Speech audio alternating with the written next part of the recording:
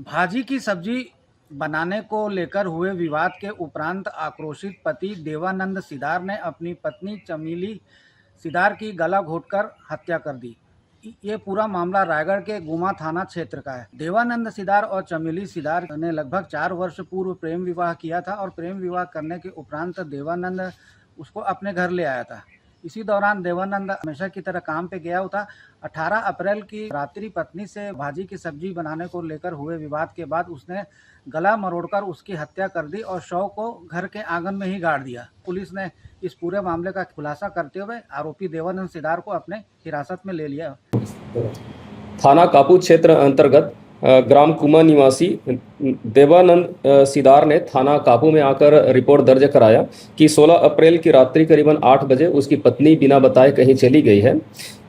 देवानंद सिदार के रिपोर्ट पर थाना कापू में गुम इंसान कायम कर जांच में लिया गया।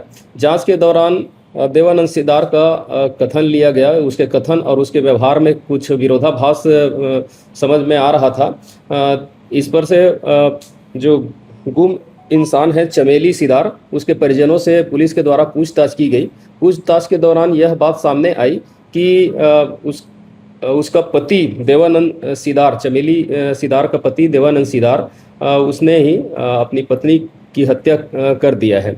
इस पर से पुलिस जाकर देवानंद सिदार से पूछताछ किया, जिस दौरान देवानंद सिदार ने यह बताया कि 16 अप्रैल की रात भाजी की सब्जी बनाने के बात पर लेकर उनके बीच में वाद विवाद हुआ था।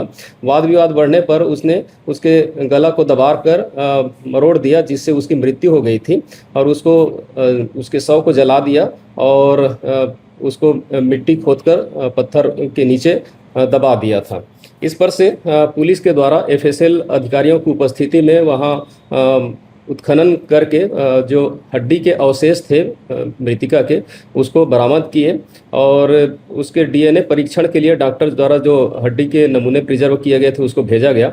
डीएनए रिपोर्ट प्राप्त होने पर मृतिका चमेली सिदार के ही शव के भाग होने की पुष्टि हुई, जिस पर से थाना कापू में हत्या और हत्या कर साक्ष्य छुपाने का अपराध पंजीबद्ध कर विवेचना में लिया गया।